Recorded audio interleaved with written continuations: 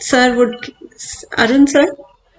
Yes. Yeah, uh, just a moment. I'm also checking on that. Dr. Arun. Yeah, sir. Good Good afternoon. afternoon. How are you? Yeah, good, sir. Good, sir. Good. So now we are completely in virtual world. So Yeah, we have yeah. to be used to it for maybe next another year, maybe more. But you are looking very dashing. Sir, thank you, sir. I got inspired by you, sir. And my friend Dr. Naren Gupta is also here, I think. And Dr. Naren Verma. Good Verma is afternoon, here. sir. Good afternoon, Naren ji. How are you? I'm fine, sir. Thank you. Where is that? And we all are planning to host a big conference and uh, willing to organize in the month of June. Probably there will be normal situation. Let's we all hope are so, sir. we all are waiting for Corona free days.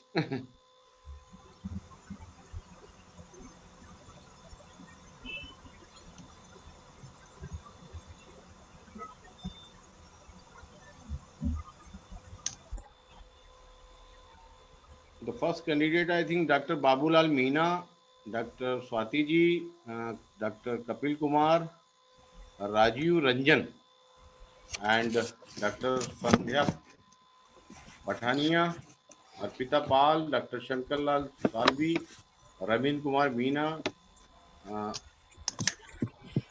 Grover Devendra Kumar, Dr. Ashok Kumar, Dr. Jitesh Joshi, and Dr.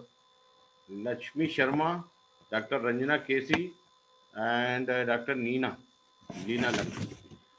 So, should I start the proceeding? I think Dr. Naren Verma ji is here as a co-chair, and Dr. Arun Kumar Tripathi ji is here, and moderator Dr. Naren Gupta ji is here. That's Sir, all. Dr. Narendra Gupta will be joining shortly, sir. We are just waiting for him, and Okay. then we'll start with the session, sir. So, uh, And yes, sir, you are right. Total 17 papers are there. yes. Yeah. So, I think we should start because I think Yeah, 356, 4. So, it means how many candidates are present here? At at present, how many candidates are here? I can see three, Yes, 10. only 10 candidates. six are there probably. Okay, 6. So there is no issue of time. Not six, maybe five, maybe like Dr. Narendra Verma is also probably he's co-chairing this session. Okay, okay, okay, So, no so five. problem. Yeah. It means there is no issue of time. Huh? Yeah, or maybe Maybe later on someone people may may join join. later. Okay, okay. Thank you, sir. So thank you very much. First of all, I would like to thank Professor Sadhana Kothari ji for an organizing team of IGU India International Conference organized by Department of Geography, Mohanlal Sukhadia University, Udaipur. Um, the theme of this conference is very pertinent, as you know, global to local sustainability and future Earth. So I welcome all of you, those who have submitted their papers on the theme on the theme of sub theme of this conference, challenges of sustainability development. First of all, I would like to welcome Dr. Naren Verma ji and Thank you, Dr. sir. Arun Kumar Tripathi ji to act as the chair of the session, and Thank you, sir. also Dr. Naren Gupta ji. And as we all are know, that issue of sustainability is very pertinent for the geographer from the last 200 years. Many commendable work have been done by different scholars in this field. And I remember there was a very well recognized paper like an essay on the principle of population, which was published in the year 1798 by Robert Malthus, and the work of D.H. Meadows, The Limits to Growth and Thinking in System. And there is another publication, Beyond These Limits, which was published in the year 1992. The Geographer and Hunger, also which was published by Jose de Castro, and Report of Our Common Future, which was published in the year 1987. There are three important things recommended by our Common Future, and many authors and scholars have given their citations on this important topic, like full care of environment and welfare of the society, judicious use of resources. So there is a issue of economic growth, issue of environmental protection, and issue of health and happiness, issue of socioeconomic development. So I think this theme is very pertinent, and I would like to congratulate organizers of this conference for the selection of this important theme. First of all, thank you very much. First of all, I would like to invite Dr. Babulal Meena. Babulal Meena ji is here.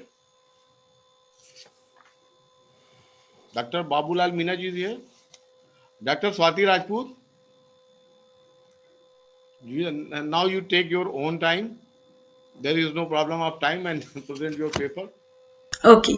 Thank you so much, sir, Siddiqui sir, and all the dignitaries present here. I'm really honored to be part of this virtual International Geographical Union happening in Udaipur, and it's a pleasure to be here. I have selected a topic. I'll just share my screen.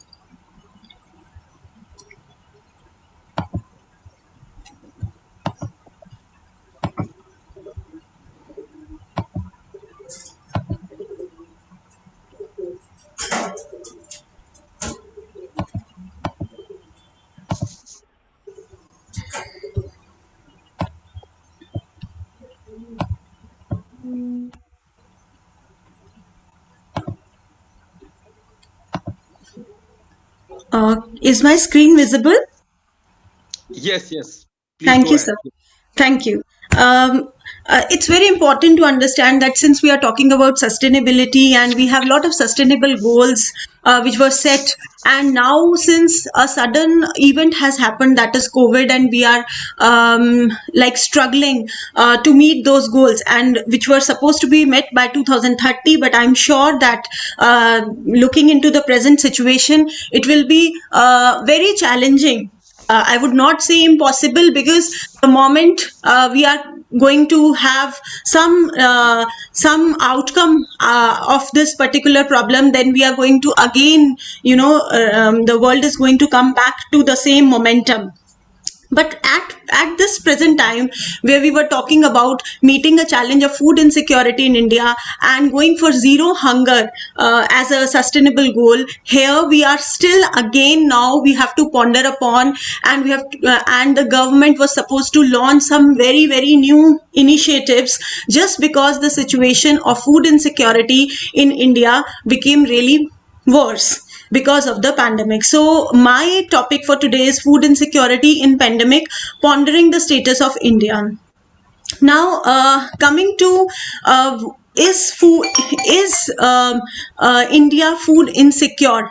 So the state of food security and nutrition in India in world report shows that India is being among those countries which has largest population of food insecure people in the world, and which is approximately 31.6%. If we see prior to 2020, this is a figure of 2017 to 19, and also if we see that in 2018, India ranked 103 out of 109 global, 109 in global food security index, and in global hunger also, India's position is pretty,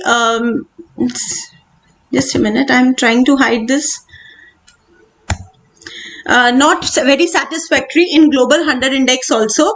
See, what I have done is that since it was very difficult to find out what is the existing situation at the time of pandemic, especially if I see the first phase of pandemic where there was lockdown, and even after once the lockdown was open, there was total chaos, and therefore I took two main objectives. One was that to assess the food insecurity situation just in 2018-19 period or 2019-20 period, so that we can understand where we were lying. And what happened is in 2020, the data right now is not clear. It is not available from 2020 to 21. What was the situation? But yes, what I did is I did a small survey to find out that what is the broad situation. So the way I could handle in this particular scenario.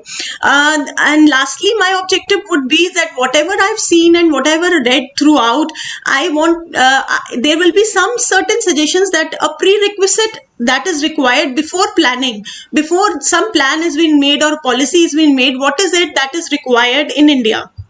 So if we see pre-pandemic situation, I have taken 5 broad indicators which will reflect the economic status as well as the social status of people, what they consume, how much they consume, then what is the per day per capita NSDP, how many people were below poverty line, and what was the agricultural household, how many were in debt, and what was, because see, food security we generally consider under 3 broad aspects. One is the production, that is what is available, then whether it is affordable or not. Whatever is available is right. Jo India mein hai, whatever is available in India. India is called to be self-sufficient in food grain production, but is that availability really affordable? One. And third aspect is always on the consumption part. What are people consuming actually, and how much is that they are consuming, they are getting. So if we see what was happening before pandemic was that most of the people in rural areas and urban areas are considered to be self-employed. Around 50% of the people are self-employed, and very few of the rural area people are regular wage earners. Urban is still better in that case, and casual labor is also high in rural areas, and it is there in the urban area also. So basically the impact was being felt for all the category of people, right? But definitely somebody who is self-employed will be almost lacking economic base, almost lack income for that particular. Even the casual labor who became migrants in the first phase also lost their incomes. Now this is the situation of India. The per capita net availability of food grains in India, which is if we divide the total food grains with the total population, it is fine. It is not that, because in the world also we are having the similar kind of figures of around 250 in the developed countries. So this is not very scary. Per capita per day net availability of calories, if we see, then we find that it is around 1600. It did improve little bit, but it is very close to 1600. According to ICMR, we should have 2400, or if not 24, then 2200. So the figure vary between 22 to 2400 from rural to urban. This is the status of spatial distribution of NSDP in rupees. We can see that the higher concentration, obviously these are the states which are money wise, economic wise well off than the other states, that is Gujarat, Himachal Pradesh and Andhra Pradesh, etc. But if we see percentage of people below poverty line, then we definitely find that these eastern states are not doing very well, and as we move towards west, the situation basically improves in the poverty line. And we know Gujarat, in the previous slide also, NSDP is doing better. If we see percentage of households which are in debt, so Rajasthan definitely is one of the state which is extremely affected, but we also have UP and these states which are also where the farmers are having lot of debts. The situations are still better in central India. Now if we say the daily calorie intake per head per day, we see that these regions are having a better calorie intake, maybe because they are producing well, so they are the areas which are having per head per day calorie intake which is more than 2400, which is more than 2200 kilocalories. Among the lowest 30% of the expenditure income class, the average per capita consumption energy in rural area is 1811, which is lower than the ICMR norm of 2155, and whereas in urban areas it is 1745, which is compared to 2090, which is a normal, which is a norm. This is a new norm, otherwise it is 2400 and 2200. Now, crop area insured under, because insurance is another thing which gives you assurance. So, when we talk about food security, the new concept, which was the new parameter, which was later added in the entire process of calculating food insecurity, was the stability of food. Food supply, stability of in food intake. So somewhere, you know, insurance plays a vital role, where we also take rainfall as one of the indicator. If the rainfall, the area is having a normal rainfall and is not there is not much failure of rainfall, then it also assures the production of crop. And similar is on the socio-economic side, it is the insurance, but it is not a very popular thing happening because farmers are not there are a lot of areas, especially if we see Rajasthan, Gujarat, Madhya Pradesh, many areas where farmers are not getting their crop insured or their land insured. In fact, there are many areas where people are not even aware about. If we talk about Rajasthan, Southeast Rajasthan, we recently had a survey and in which people literally, they were not even aware about the insurance schemes which were existing. Now, this was prior to what happened at the time of pandemic. Now, what happened in pandemic, the entire economy got jolted, and it was not only India, it was the entire world which jolted. So, India has also been witnessing the pre-pandemic slowdown because of demonetization and changes in the tax rules, and because of those, a lot of people were facing challenges, and there was a little slowdown, and it also due to the world economy, it was also slowing down. So all the impacts were happening in Indian economy also. But this is what World Bank has to say in 2020, that India has been witnessing a pre-pandemic slowdown, and the current pandemic has magnified pre-existing risk to India's economic outlook. And also the Adar Poonawalla, the CEO of Serum Institute, also mentioned that the economic danger of the outbreak was exponentially greater than its health risks. So it is going to hit India economically too much.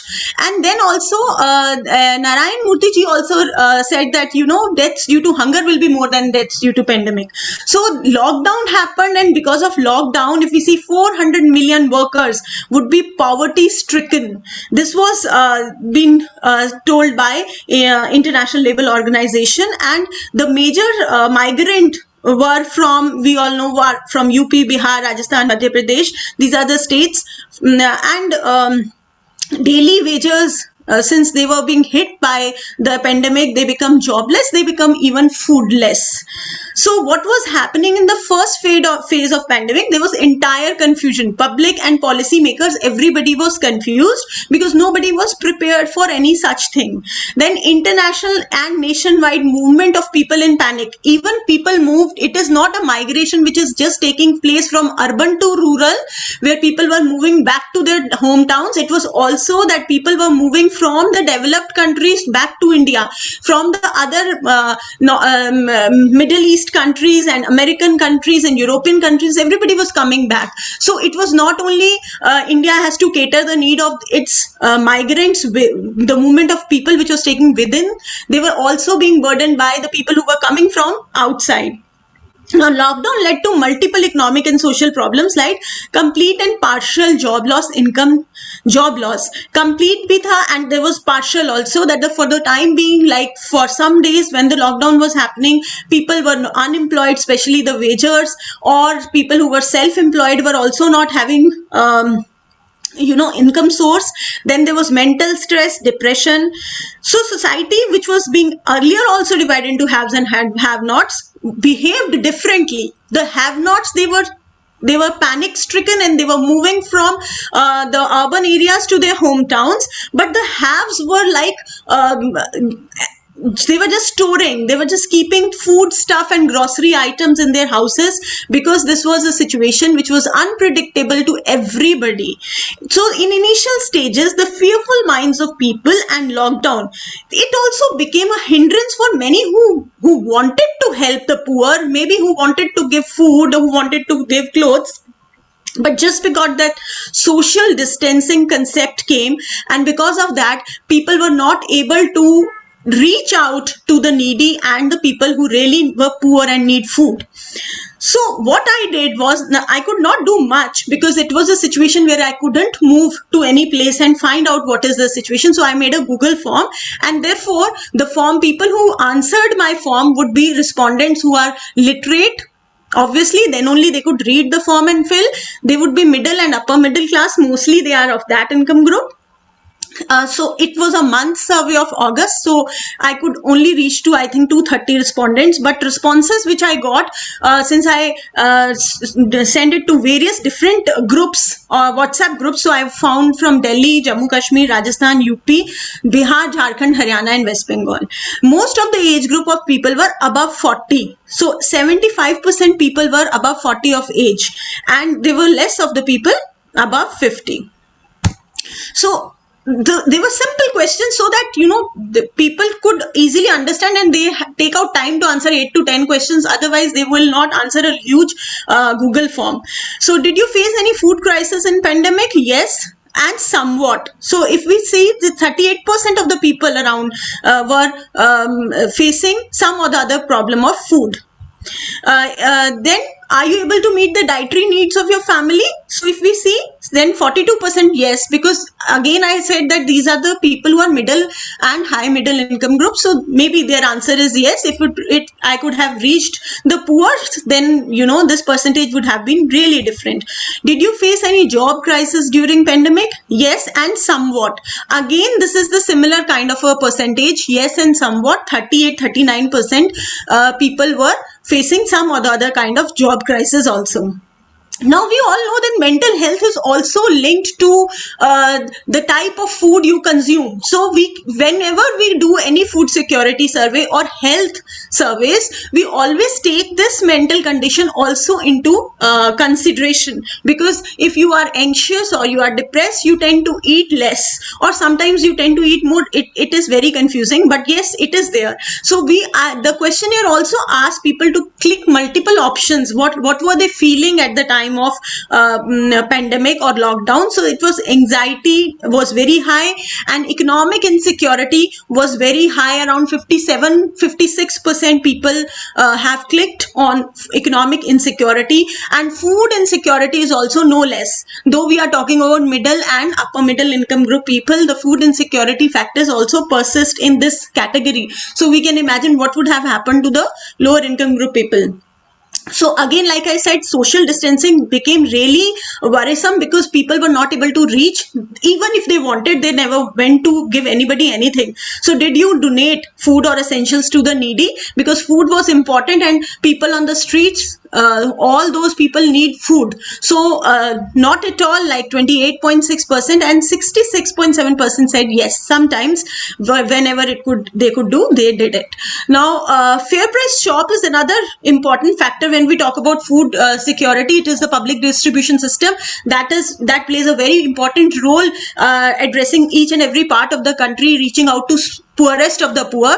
So were fair price shop operating in your area? Now this is a survey of month of August. So around 67% people said yes, they were operating, but there were some areas where still there were problems. Did you buy food grain or oil from the ration shops? Yes, people were buying. 62%. See the type of, this photograph I've taken from the internet. I couldn't go and click any photograph. So this is how they were supplying, keeping a social distance. They were supplying the food, but people were going to the ration shops. And in fact, there were people who I read about a lot of things in Economic Times and Times of India. They were quoting people, like people were happy that there are FPS fair price shops in their areas and they are open because they are selling food at a very low cost. And the people who lost their jobs in this pandemic were really worried. But the only issue was that the census happens in 2011, and after that new registrations happen. But whatever food, yes sir. Please come to the conclusion. Yeah.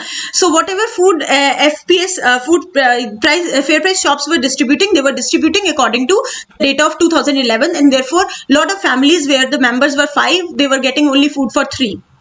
Did you eat outside? So most of the people said no, they were not going outside and eating outside the hall. What was happening to the midday meal? This is very important because midday meal, government schools were shut. They were shut. They are still shut, and government said that there are three ways they are going to give a midday meal. One is to serve hot meals to at the doorstep. Second was to give ration kits, and third was to food security allowance, which was 300, which they calculated to be around 300 rupees per month.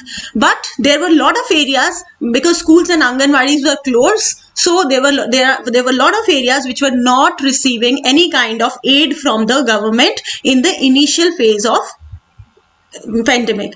So mitigation measures, hunger camps, hunger relief camps were made. Then migrant workers were also addressed at the initial phases. Then there was Garib Kalyan Rozgar Yojana, which was launched by government in two phases. One was prior to July and after July, two phases, and they were providing free 5 kg grains to all the people who were having the ration cards.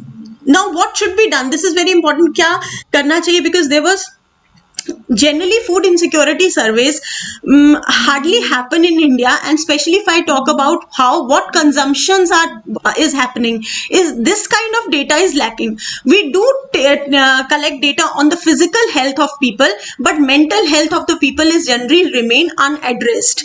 And extensive survey on health conditions therefore is needed, both for physical and mental. We need also very authentic data for migrant workers and unemployed population, especially at the time of pandemic. So my second is, and more important is, food security is no longer we discuss it in terms of calories. We also talk about macronutrients and micronutrients, and therefore we need to convert the entire data of consumption into macro and micronutrients before we land to any kind of a conclusion. Then we need to check out the implementation of whatever programs have been launched so far. Reduce also, we need to, while addressing the food security issue, it's not only the food which has to be catered, it also milk, water, fuel, these are also very important things to be addressed. And in the last, I would say nutrition literacy is very important, which our planners forget while planning, that we need to tell people through doctors, dietitians or health experts that nutrition literacy, people had to be made literate about what food they consume and what they should consume. Thank you so much, and your suggestions are really valuable to me. Thank you, Dr. Swati, for your Thank you, sir. presentation. Now paper is open for discussion. Any participant or our co-chairman, Dr. Tripathi? Any question, any query? Sir, it was a very good presentation regarding food insecurity. And as we all know that this COVID-19 has threatened to reverse all the gains of sustainable development goals. Obviously, poverty, hunger, whatever we have achieved has been reversed right now. Because right now, I mean, during the crisis, most of the countries have halted all the kind of, whether it was vaccination program, whether it was other health services, anything which was not related to COVID was halted. So it was very good to listen to Dr. Swati Rajput regarding food insecurity and situation in India.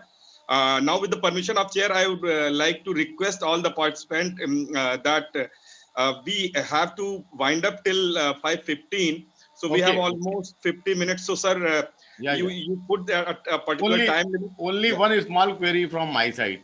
Yes, sir. Is there any state-wise variation in your findings? Like you have mentioned, Uttar Pradesh, Punjab, Kashmir, and all these states. Yes, sir. Sir, actually, I did this survey, and then when I sent this Google form, I received the responses from these 5-6 states. And I have not completed the analysis part, but yes, what I did for fair price shops, and I found that maximum answers of no, it was not open, was there in Uttar Pradesh and Bihar. Yes. I was expected in the real take the name of Uttar Pradesh and Bihar and Jharkhand also. Okay, Dr. Saab, Arun Tripathi ji, please continue. No, sir, perfectly fine. I mean, Okay. One thing which I wanted to tell, just to put a time limit of 5 to 7 minutes. Okay, thank you, sir. So that now I would like to invite Mr. Kapil Kumar Gavaskar Saab. Kapil ji is here. Yeah, thank you so much, sir. I'm here. Oh, Kapil, And please. should I share my screen, sir? Yeah. Please, Okay. Thank you you can so share. much, sir. Thank you so much, sir, for giving me this opportunity. I hope my PPT is open. I'm sure. Kapil ji, Okay. you are in Delhi? Okay. Is it visible, sir? Yeah. Okay. Okay. Thank you so much, sir. And I'm glad that you are sharing the session and the whole your team there. Thank you so much. So, sir, I'm actually at Ravenshaw University, Yeah. Cuttack, Odisha. But just this month, I have joined BHU, so I'm very close to you now. Congratulations. Congratulations. Yes. Thank you so much. So I'll just quickly take a few minutes to go through this presentation. And this is very much, conceptual. There is no primary data as such being used, but this is something which is going to provide a kind of perspective on how, pandemics and the kind of, the natural disasters play an important role in urban and regional planning.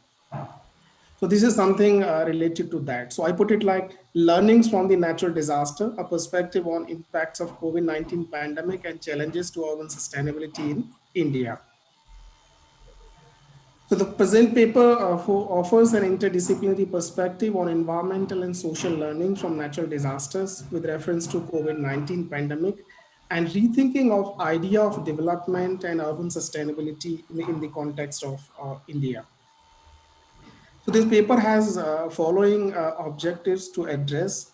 One of them is what are effects of natural hazards and disasters on environment, culture, and society? How does it influence and determine the process of urban planning, design, and urban development? And third one, what are the implications of current COVID-19 pandemic on idea of development and urban development towards pursuing urban sustainability in India? Data has been largely retrieved from the secondary sources of data covering all these reports, books, and research papers. So I just go through this. There is a changing context, and within this changing context, the urban is becoming center of concern, not only in terms of the policy, but also in terms of how the socio-economic and spatial transformations are going on in country and regions. So urbanization across the world is happening, and so is happening in Asia. And Asia is actually, has a huge chunk of population which is going to urbanize in the next couple of decades. So Asia becomes the huge concern here. So according to some of the interesting research works, the changing context comes in this way. According to Roberts and Canley's work, urbanization in Asia is associated with social, economic, political, and environmental transformations of unprecedented proportions. Cities has become dominant forces and also instrumental in altering the geography of production and finance. And that's how they are known as the engines of economic growth, productions centers, or the centers of innovations. A phenomenon of globalization in this way has renewed interest in thinking about the place and role of cities in international system. Now, in a sense, we have come to this understanding that cities are more connected to the other nations or the other cities of the world rather than the two nations. So cities are becoming more important, and the whole globalization process has been city-centric. Across the South Asian region, cities and megacities have influenced the economic and social structure to a large extent. So globalization is not a unified process, rather the region and regional structure of governing directed success in and the process ahead. So in this way, the cities are becoming more important. And what happens when these cities actually face some kind of health or the natural disaster, and what kind of impacts it leaves on the cities? So COVID-19 is only one of the many global hazards that threaten our existence. The nature of risk in society has changed dramatically. And this is more in terms of how the current age of Anthropocene is witnessing the huge spatial and the environmental transformation. The risk has become very much systemic. So where one component of the system gets affected, that affects the whole system. So it's not non-category. It's not like non-categorical, but it's more systemic. So the risk reduction solutions needed across the sectors, and the priorities should focus on the most vulnerables, maybe the people, the places, or the areas. The pandemic and the cities.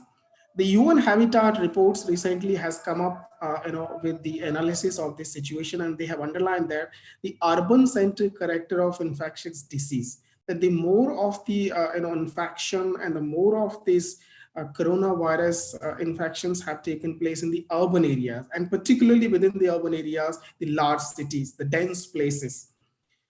In another report, this comes out like the more than 1,430 cities are affected by the pandemic in 210 countries, and well above 95% of the total cases are located in the urban areas. So any kind of pandemic or epidemic, if historically we see, they have been coming up or occurring in the urban areas, and particularly the urban areas are more vulnerable. They are more susceptible to these kind of sudden incidents. The UN Habitat emphasizes on the charting city level action plan for the demonization of the diseases. So the city centric policy becomes more important in dealing with such kind of disasters. And of course, the World Health Organization has highlighted that the pandemic's first transmission happened in the mega cities and that are connected internationally. So this is where how the cities need to rethink about their planning and their design. And historically, if we see, and since I work in the urban planning, we see that whether it is in the European or in the American context, certain health and the natural disasters or the hazards have played an important role in the planning, design, and spatial transformation of the cities. So global risk, is being projected in different ways. And before this pandemic, there were certain projections about such kind of changes to come up, and a few of them I have listed here. The Global Preparedness Monitoring Board 2019, an initiative of WHO and the World Bank, in a report, A World at Risk, highlighted that a very real threat of a rapidly moving, highly lethal pandemic of a respiratory pathogen killing 50 to 80 million people and wiping out nearly 5% of the world's economy. This was estimated projection in 2019.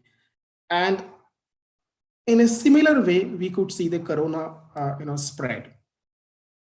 Major viral disease outbreak in India, if we see in the past couple of years, we see that more of these diseases or these kind of incidents have taken place in the urban areas, and they have been affecting the people in the urban areas more than in the rural areas. So for example, if we look at the coronavirus, the first started in Kerala in one of the cities, Nipah virus again in Kerala, Zika virus in urban areas, then swine flu, Avian, chikungunya, all these were actually in the urban areas. So urban areas are actually more susceptible to these kind of changes because of the mobility of the people from city to out and from out to the city. So that's how the cities become more susceptible to these kind of changes.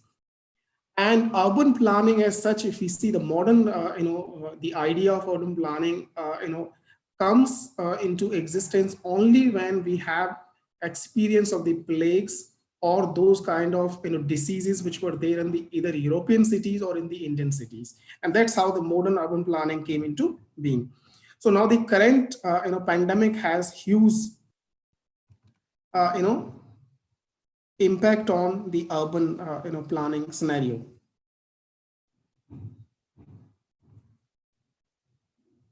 Sorry. So learnings from the COVID-19. Even if the virus is naturally occurring, this pandemic is no more than natural than disasters caused by the tsunamis, hurricanes, and the floods. Any kind of disasters occurs when a phenomenon, natural, technological origin, meets a society made vulnerable by various processes. These processes may be social, economic, political, cultural. So this is more than a crisis. It is one of the normal consequences of an abnormal functioning, a trigger shock to existing social structures because it affects badly the people at the bottom level. Circumscribing it, so using the term health crisis, eclipses all the domains that are and will be affected in long term. The health, social, environmental, economic, and political dimensions of the disaster are embedded with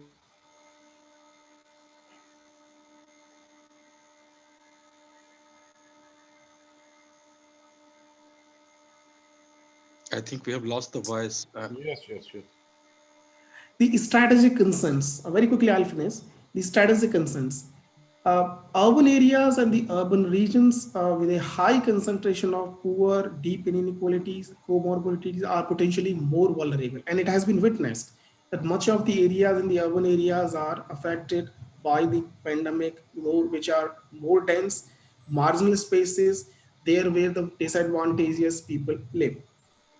Time for national and the city governments, is to benefit from this pandemic preparedness, index in order to understand which are the areas more susceptible or vulnerable than the others, and plan better for responding in the future epidemic outbreaks. The disaster planning is to be part of the development and planning in addressing any future events. And this disaster planning has to integrate with the urban and the regional planning at the same time.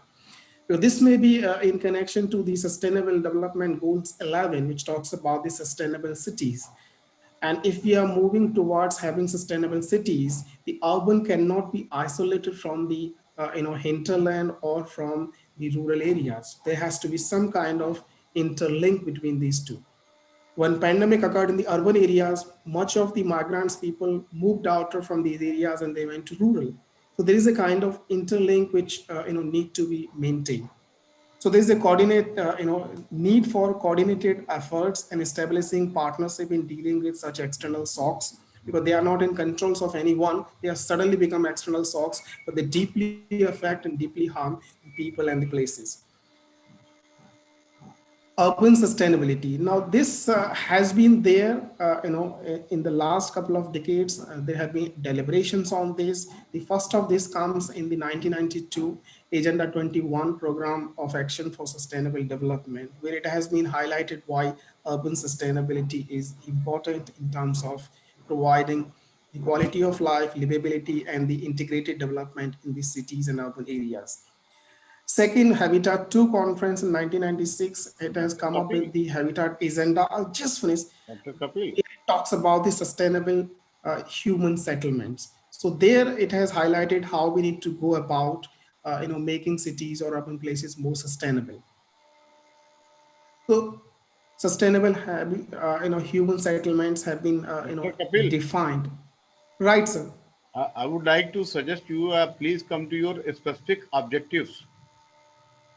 Okay. Specific objective you have already mentioned the effect of disasters on environment, culture, and society. Right, right. If you have done on your specific objective or any specific study case study area, it will be better to you explain your findings.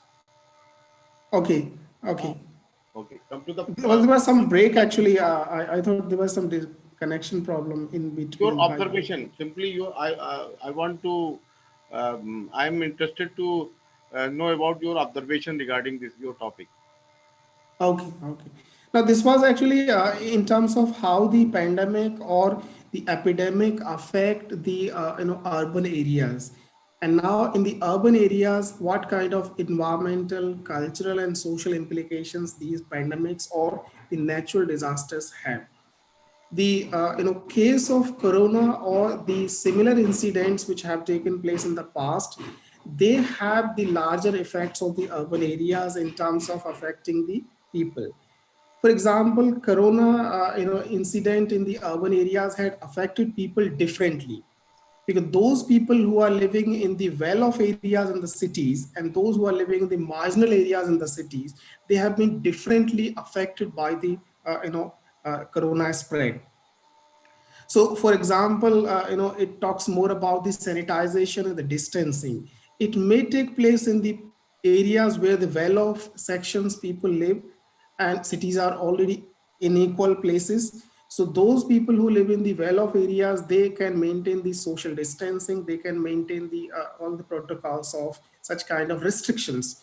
But people who are living in the marginal spaces, in the slums or in the low-lying areas along the tracks, along the canals, it's become difficult for them to maintain those protocols, and they are more susceptible for those kind of incidents because they are actually healthily vulnerable.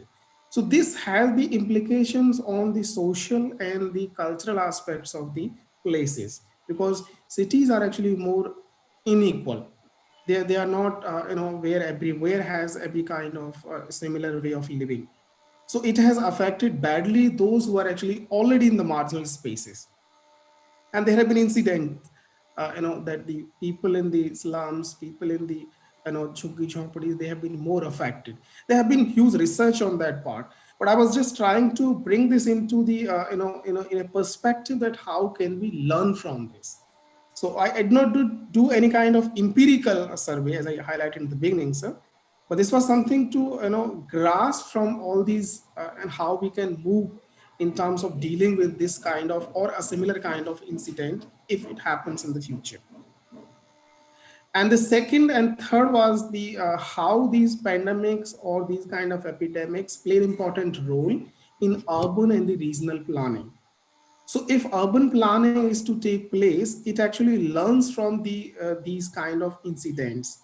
So if corona or the pandemic, management protocols calls for the distancing, or it calls for the sanitation or basic amenities to be provided to the people so that people's life can be healthy, it triggers at the point that the basic amenities to the people need to be provided first. So, for example, access to basic amenities, for example, water, sanitation, open spaces.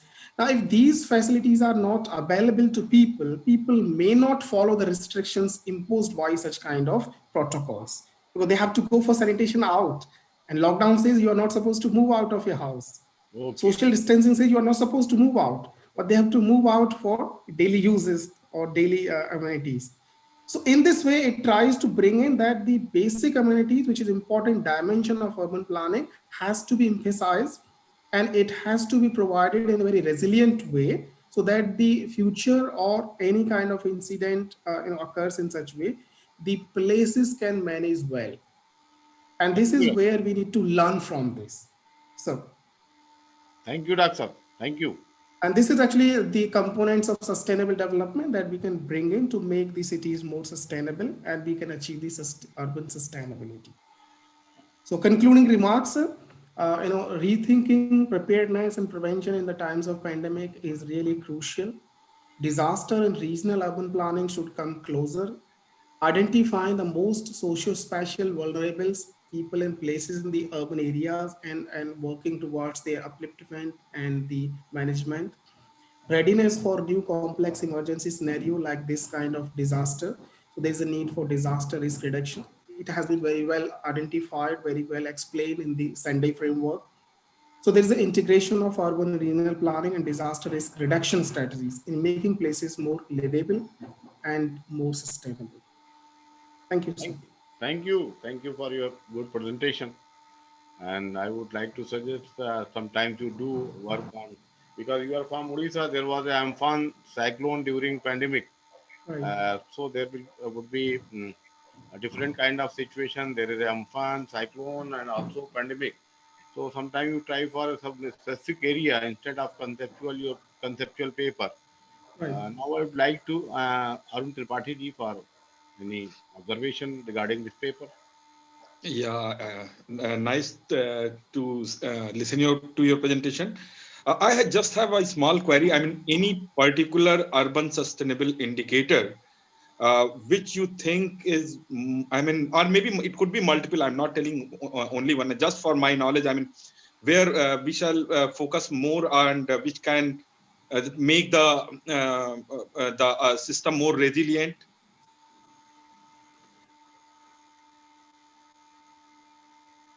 Right, so we can think about this in terms of there is a new conception which is coming up like city vulnerability index.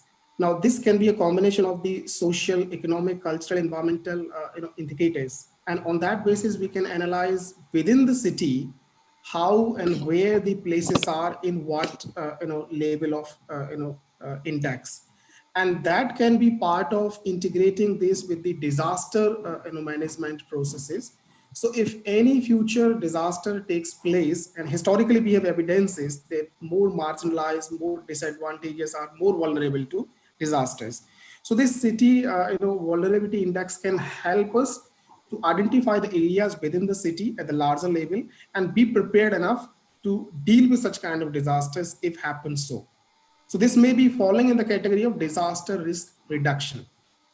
But yes, I'm agree with Professor Siddiqui that I have to work on, in terms of identifying an area and then, going in detail.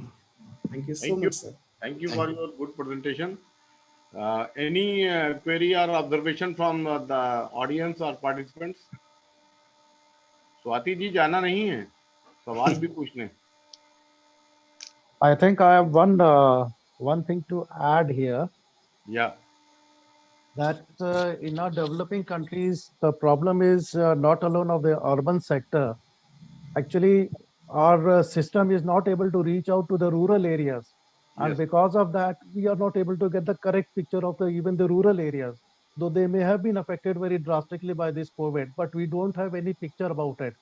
Because our system is not been able to reach the rural areas to a very large extent. So unless and until our system actually reaches to the rural areas, we will not be able to get a correct overall picture of how the pandemic is actually affecting our populace. That is my observation. True. True. Nicely observation made by Dr. Naren Verma ji. Now I would like to invite our participants. Any observation or any query from the participant? Okay. I would like to move towards Rajiv Ranjan ji and Dr. B.W. Pandey ji. I, I think sir, he's I not think here. I can't see Rajiv Ranjan ji here. Is he here? No, I think he is not in the list. Yeah, so we can proceed to next one, sir. Dr. Excuse me, sir. Sandhya ji? Sir, it's a kind request that please, presenters, if they can sum up their presentations in 5 minutes so that we can distribute the time to each presenter equally. And Okay, secondly, we have 30 minutes more. I think we have to close it on 5:50. 5:15, yes, sir. And So, secondly, sir, Dr. Narendra Gupta is the moderator of the session, so I request him to please proceed with the session afterwards. okay. So, who Thank you, is the sir. presenter here? I think next presenter is Dr. Sandhya Pathania Yes. and She's Dr. here. Yes. Purnima Singh. She's here. Yes, sir. I'm very Okay, much here. okay, please. Good evening, sir. Yeah. Good. It's indeed a great pleasure to be on this platform and to share my some research work with you. I'll first of all start with screen sharing. And Okay, sure.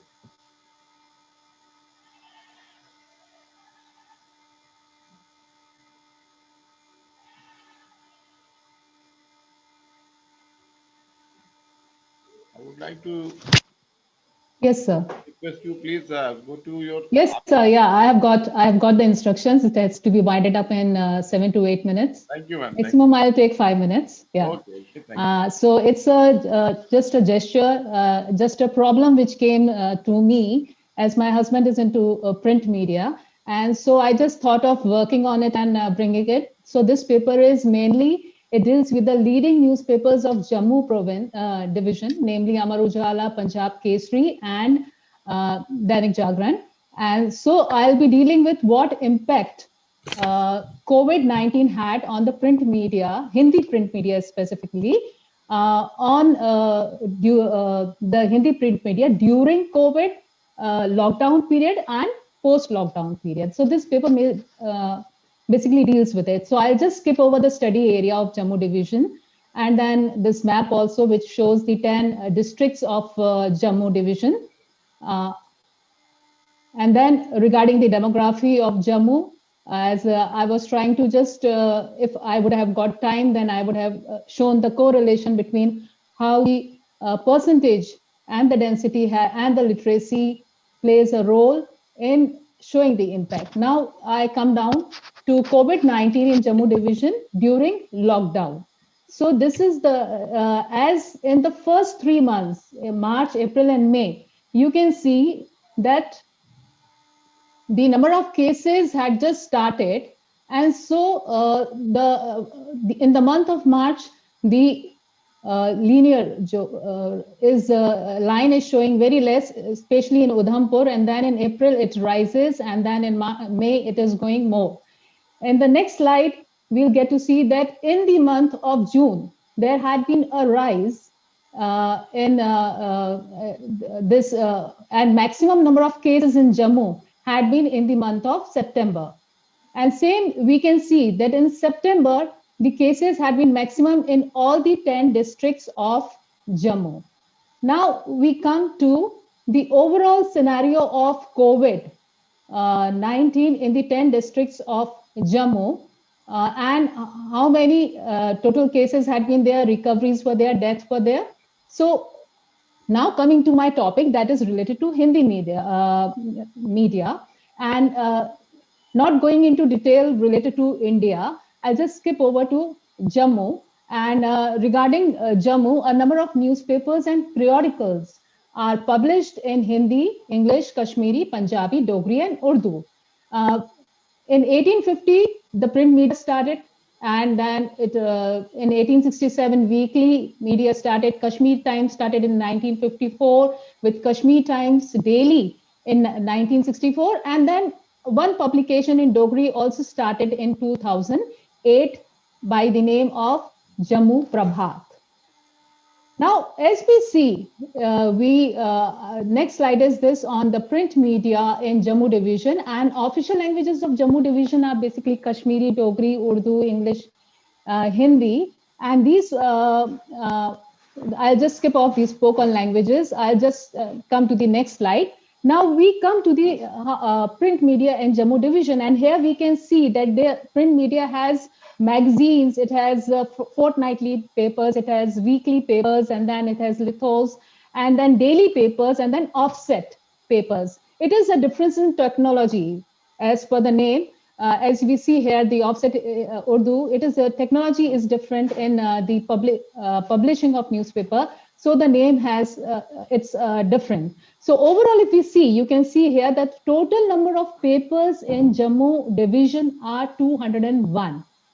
Now we come to, now these newspapers are in different languages. They are in English, Urdu, and Dogri, Kashmiri. So all these are Punjabi. Now we come, and in this slide, we'll see that the maximum percentage of newspapers published are 42% of newspapers are published in English, then in Urdu, then in Hindi, and then other languages.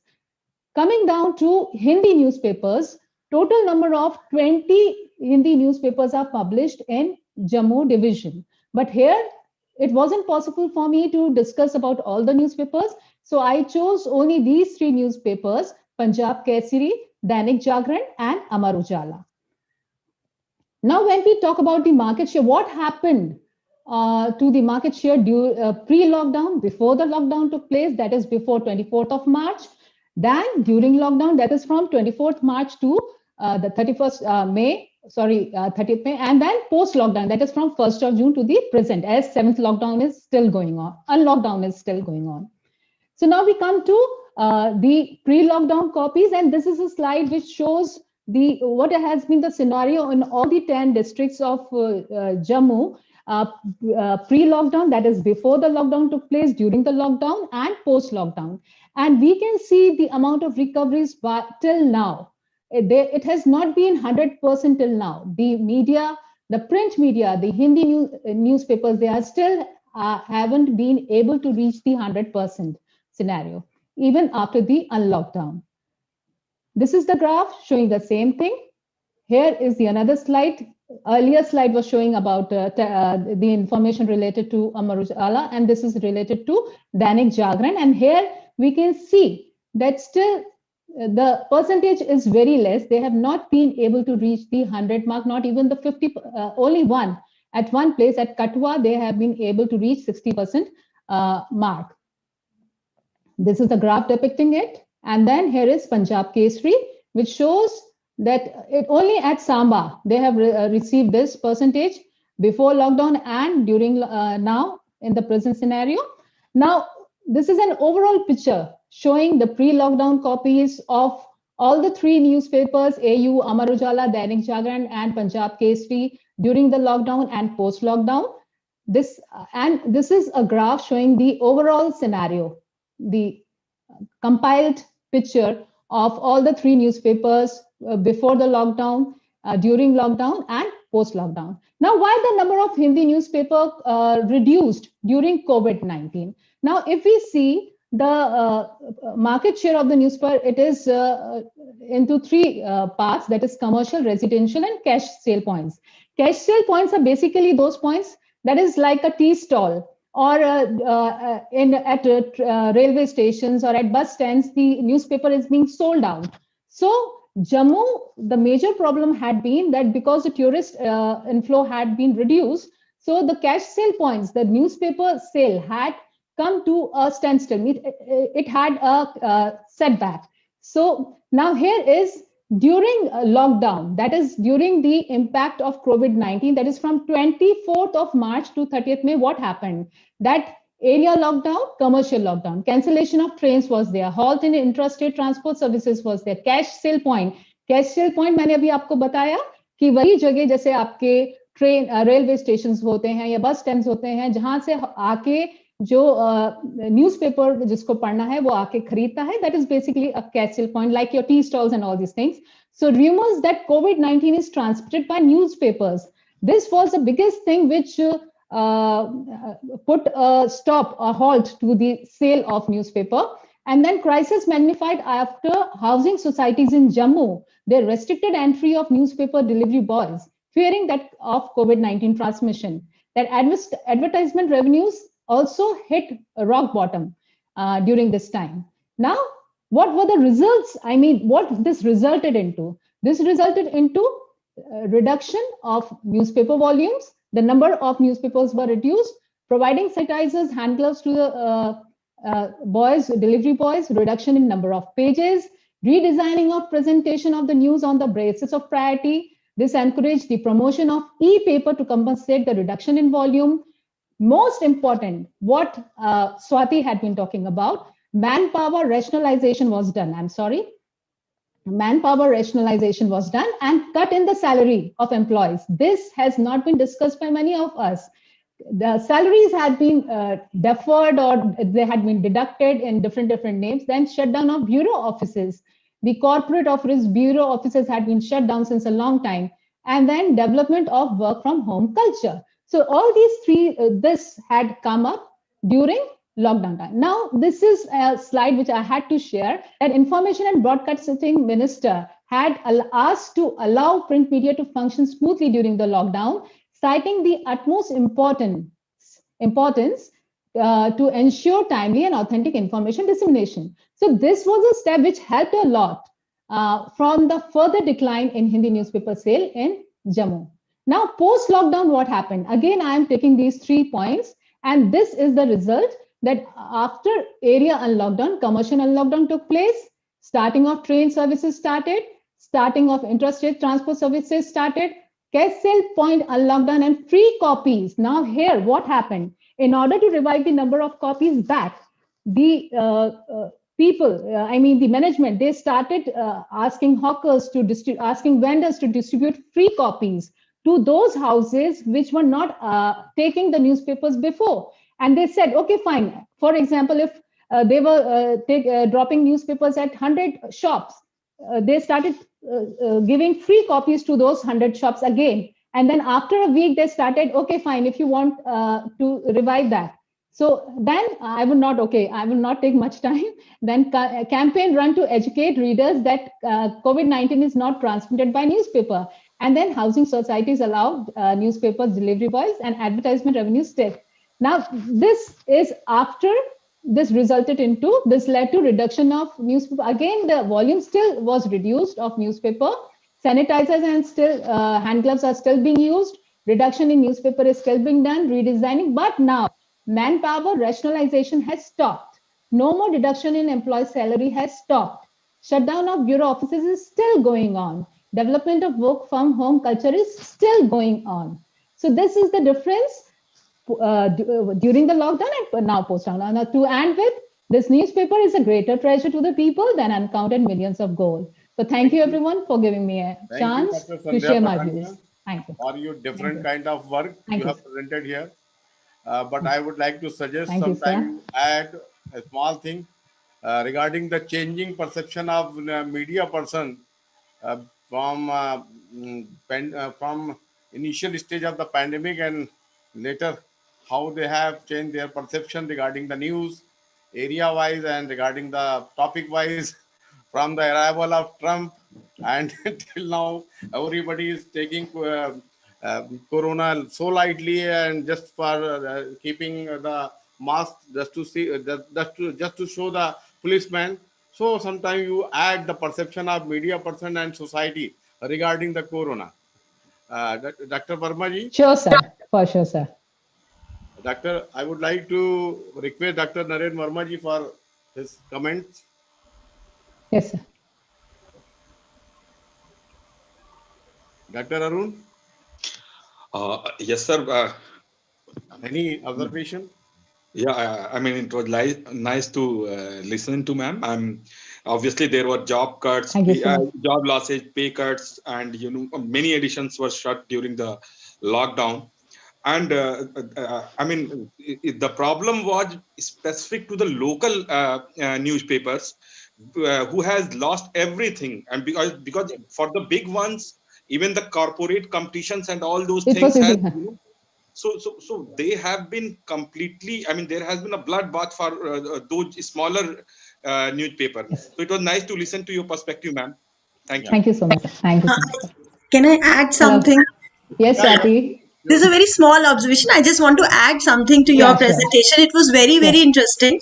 Yeah. Actually, there's a data that says that there was a 500% increase in e-newspapers in the time of pandemic, and there were several startups that began with the e-newspapers. So, on one side, this thing was happening, and on the other side, the digital world was like booming. So the newspapers, they were there, they were existing, but in a digital form. Yeah. After pandemic, people are not ready to buy the old newspapers. They are happy now with the digital newspapers also. Many of them. No, but still Yes, in yes. Thank you. Jammu, they are still continuing with the old trend, I suppose. Thank you so much. Thank you. Thank you, madam. I would like to call Muhammad Wahid Saab.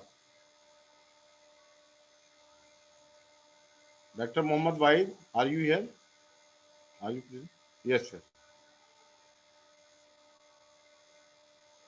Dr. Wahid? He is there in the list, I think. Yes, sir. But Am I audible, Dr. Wahid? please unmute yourself, Dr. Wahid. Yeah. Wahid साहब unmute करिए. Unmute करिए.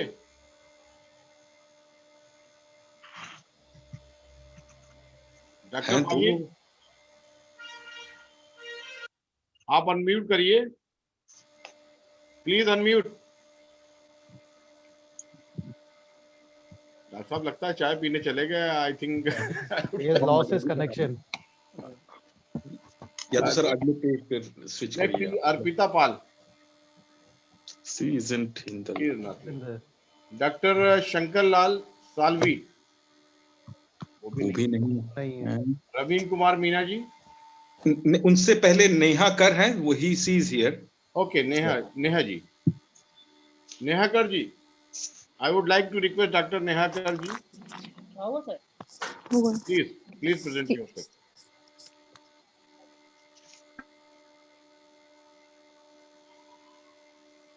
Am I audible, Dr. Neha? Yes, sir. I'm here. Okay. Please. Sir, please give me a second. There's Sure. there's some issue in my home, sir. Can I continue my presentation after another presentation, sir, please? Okay, no problem. Yeah. Thank you, sir. I would like to invite Raveen Kumar Meena ji. He is not there. Kailash Meena ji तो हैं लेकिन रवीन आकृति ग्रोवर जी. Are you here? नहीं, वो भी नहीं है sir अभी. Dr. Devendra Kumar. Dr. Ashok Kumar. Dr. Jitesh Joshi.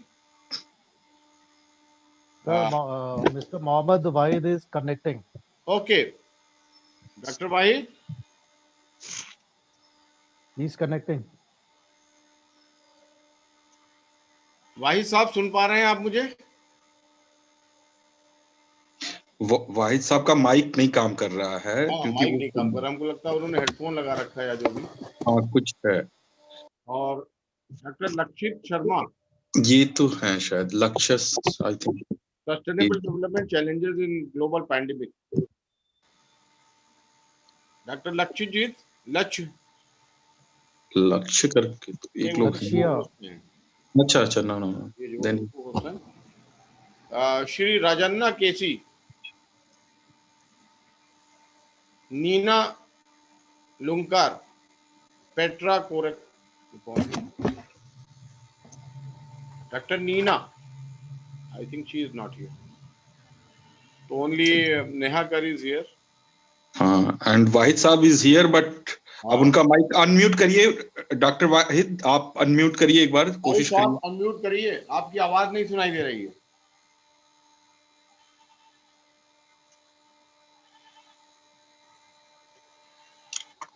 Narendra जी सर, हमको लगता है लिस्ट में लोग हैं, लेकिन 2-3 लोग तो हम ही लोग हो गए, बाकी तो बाकी स्क्रीन पे तो दिखाई दे रहे हैं बट दिखाई दे रहे हैं, लेकिन वो नेहा जी ही हैं। हमको लगता है नेहा जी भी पीपीटी वगैरह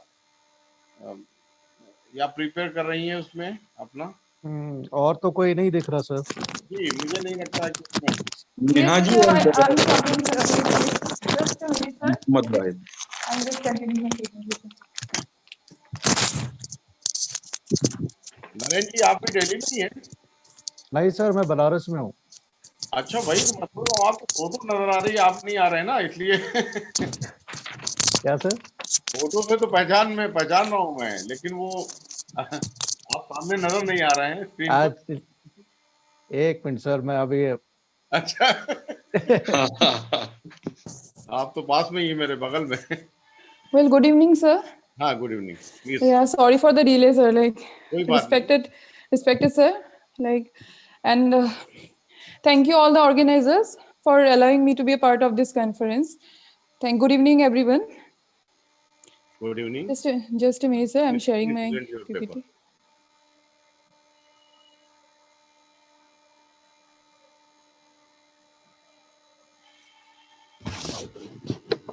Your paper is Policy Challenges to Sustainable Development Context of Draft Environmental Impact Assessment 2020. Yes, sir.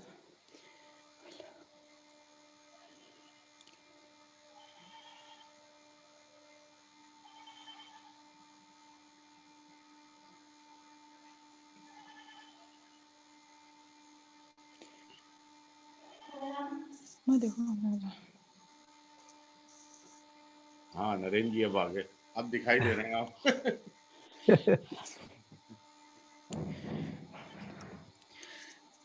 Well, once again, good evening, sir. Yes, good evening. Yeah, I'm starting my presentation, sir. Sure. Myself, Neha Kaur. Well, I'm from Shivsagar, Assam. Please. Well, my topic for the presentation is, as the sir said, is in context of draft environmental impact assessment 2020, which is passed in the year in the March 2020, which aroused a countrywide protest against the bill, particularly among the environmentalists. So I thought that choosing these topics would be good for this conference, since it is obviously reading through this bill. I also thought that if the bill actually becomes an act, obviously it will bring some challenges to the sustainable development context.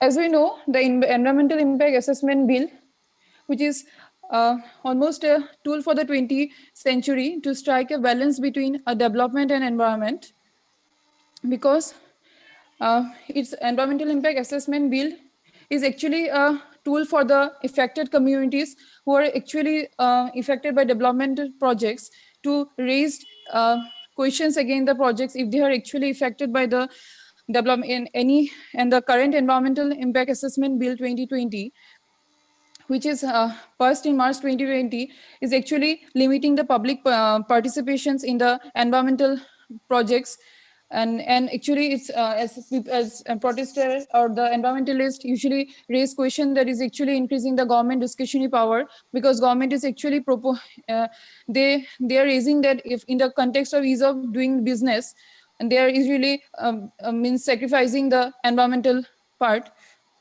So my objectives in this for this paper is to review the draft environmental impact assessment 2020 and to see what actually the challenges it brought to the sustainable development if the bill actually becomes an act in our country. So the sources from for this for preparing this paper is actually from the e-newspaper, PIB, and the journals. Obviously, to review the paper, the various criteria has been used to review this environmental impact assessment bill. First, yes, the legal basis for EIA is actually the Environmental Protection Act 1986, which vested the power in the central government under the act to take such measures which protect or improve the quality of environment. Coming to the guideline, and it is the same Environmental Protection Act of 1986 is the legal basis for the current EIA 2020 also. Coming to the guidelines for EIA implementation, if I, sir, like if I am taking too much time, please let me know, sir.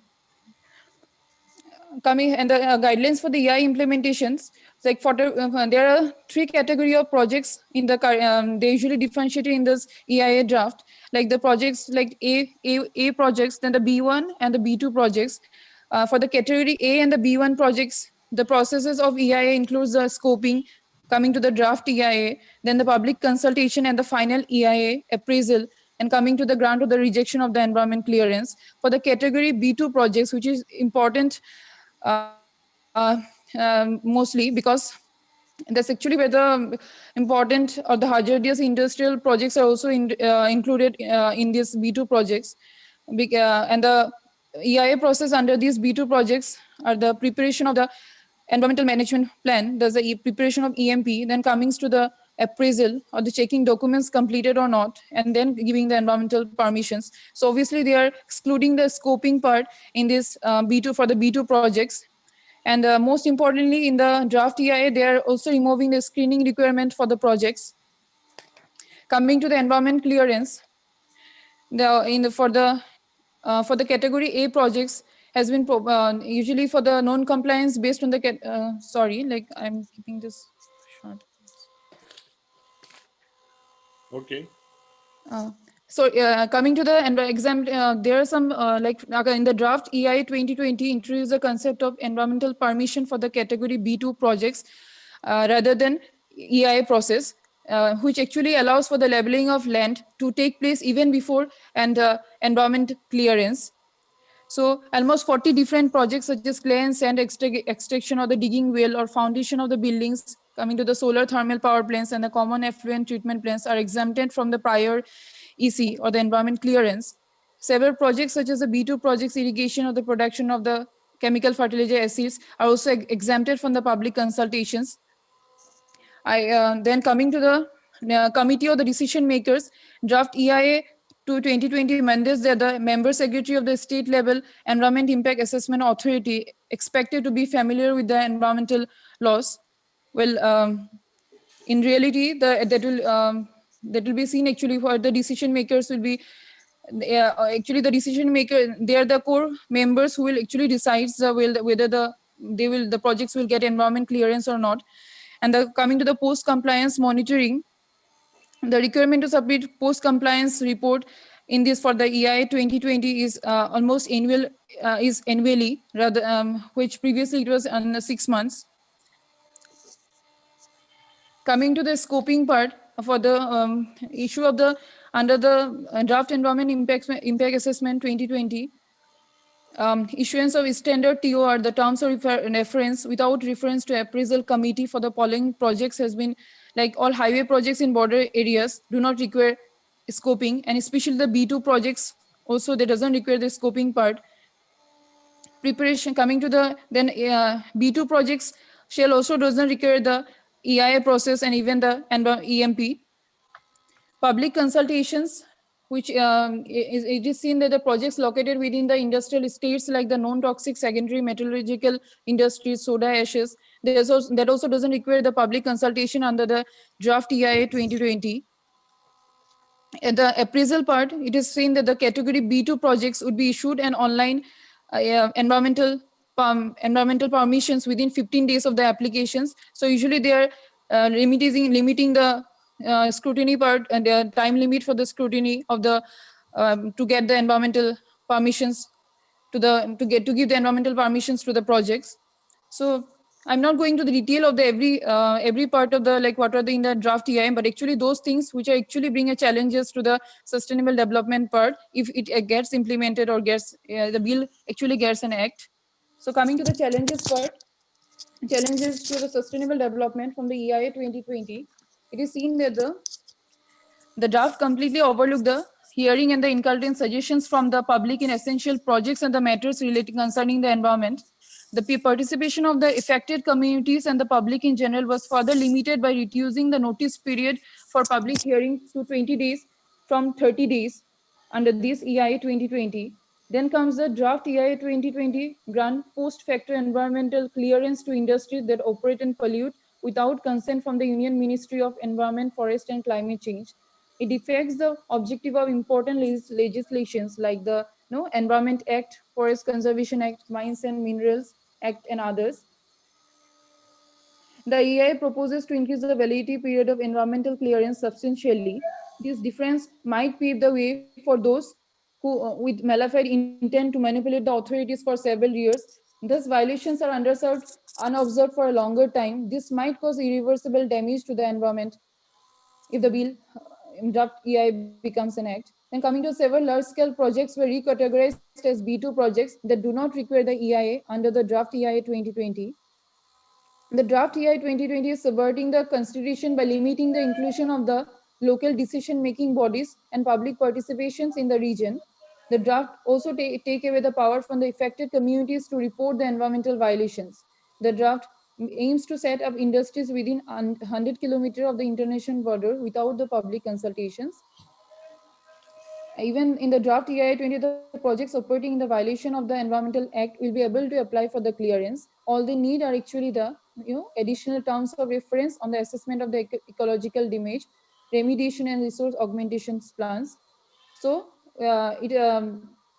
actually in the context for the government is like easing the process of business, like and in the same way they're also sacrificing the environmental part also. So conclusions. I say the roadmap is obviously we need a strong EIA in rather than this rather than draft EIA 2020. And the present EIA draft 2020 needs to be challenged on keeping the core provisions of doing an environmental impact assessment before operation of the project, as well as disallowing any project without a proper EIA. So there are a large number of communities since like Adivasis, peasants and coastal and the fisher communities who lives mainly depends on the state of the environment. So taking the rights from them, like if there's no public consultations is there, obviously they can report if if they get affected from any projects. So a strong laws to protect strong EIA is actually needed to sustain the development and as well as without harming the environment and the lives of the common peoples.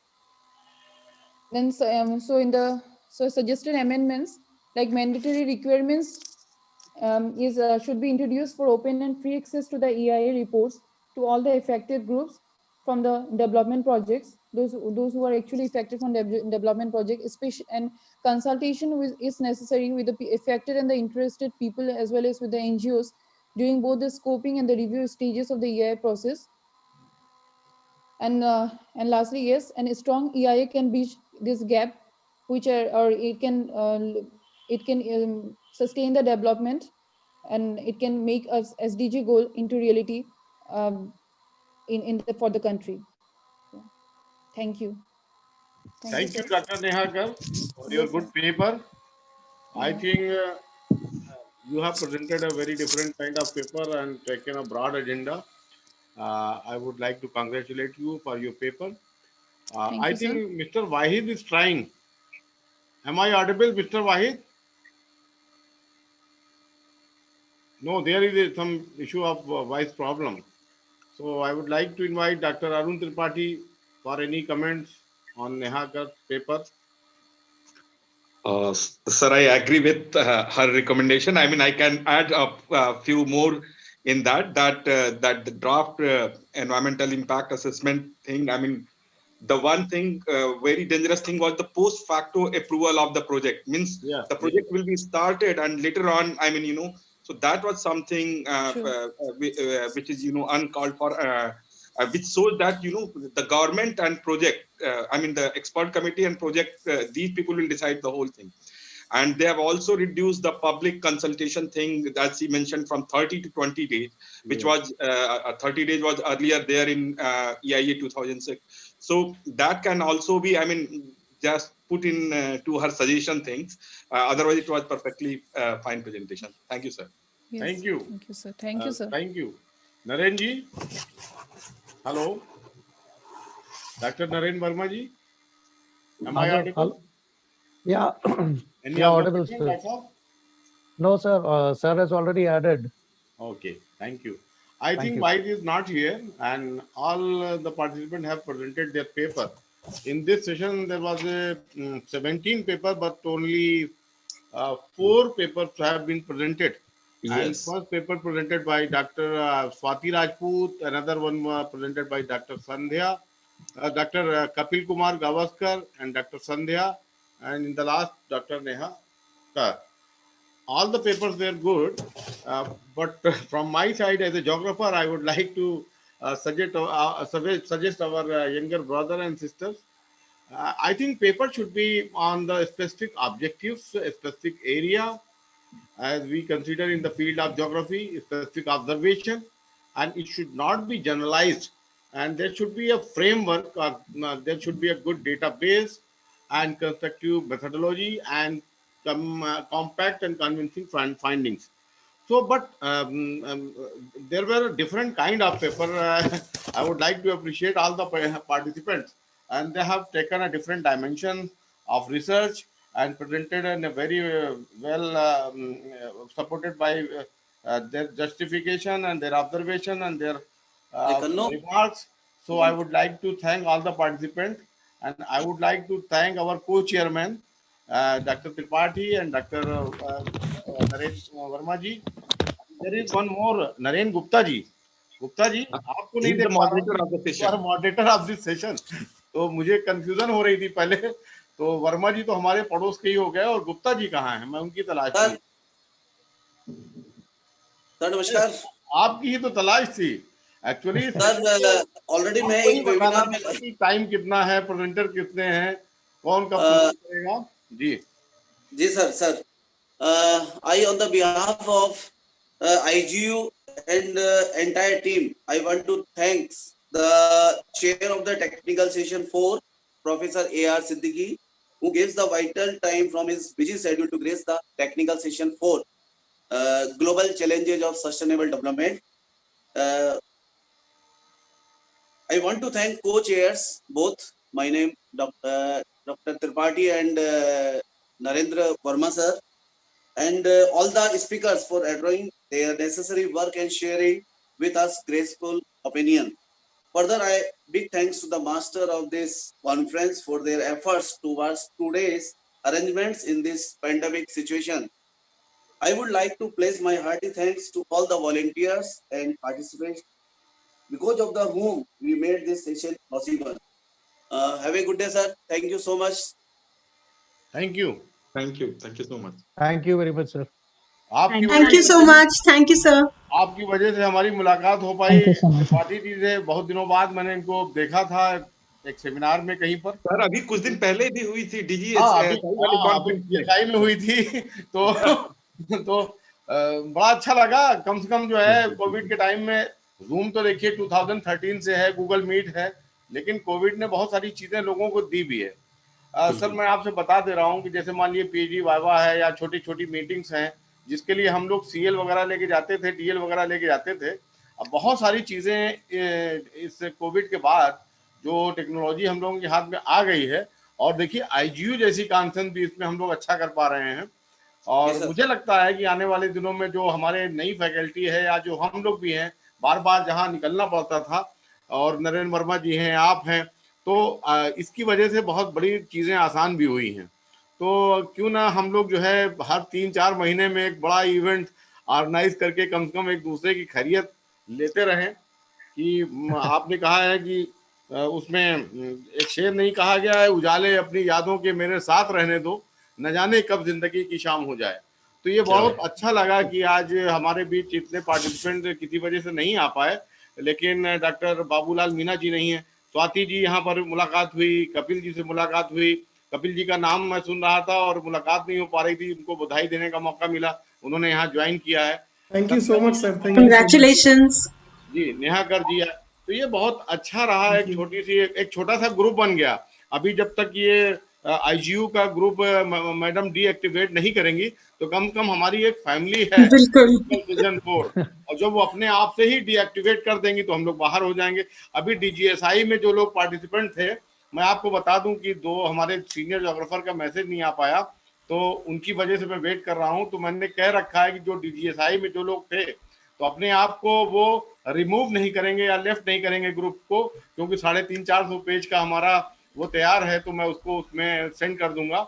और आने वाले दिनों में एक और बड़ा event organise करना है, तो उसमें आप लोग सपोर्ट कीजिएगा और अपना ही कॉन्फ्रेंस समझ के उसको ऑर्गेनाइज करिएगा। Thank you Arun, Thank you. Thank you हमारे नरेंद्र जी, Kapil ji, Thank you, sir. Thank you very madam, much. और ये अरुण त्रिपाठी जी, गुप्ता जी। तो फिर मुलाकात होगी। Thank you very much. Thank you so Thank you, much. thank Thank you, you, sir. sir. Thank you. Thank you, sir. On behalf of the Department of Geography, MLSU, I'd like to thank you all for joining us today. Thank you. आप कौन है? Urmi. आप कौन भी है? Conducting the technical तो session. एक नया किरदार, अभी तो एक साहब वोट ऑफ थैंक करके गए हैं, तो आप कौन हैं? हेलो ये कोई टेक्निकल सपोर्ट की हमको लगता Yeah, है technical support. Technical इनविजिबल कोई सर, एक सर। और कैमरा भी हम लोगों को देख रहा था। थैंक Sir, यू, ये behind the screen काम हो रहा है.